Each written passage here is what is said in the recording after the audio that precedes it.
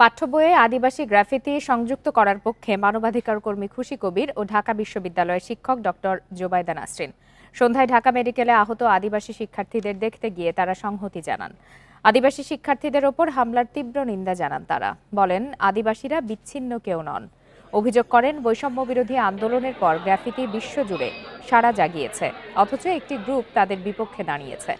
হামলার ঘটনায় তদন্ত কমিটি গঠন ও জড়িতদের দৃষ্টান্তমূলক শাস্তির দাবি জানান খুশি কবির ও জোবায়দা নাসরিন।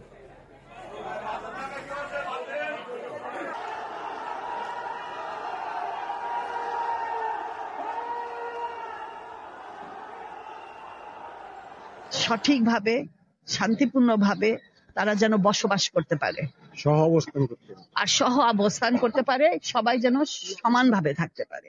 এটাই আমাদের ইচ্ছা, এটা আমাদের আশা। এটাই হচ্ছে এখন সরকার যেন সঠিকভাবে একটা তদন্ত করুক। সর্বসম্মতিক্রমে যেটা খুশি আপা বললেন যে অন্তর্ভুক্তিমূলক অ্যাপ্রোচ থেকে গ্রাফিতিতে পাঠ্যপুস্তকে সংযোজিত হয়েছিল।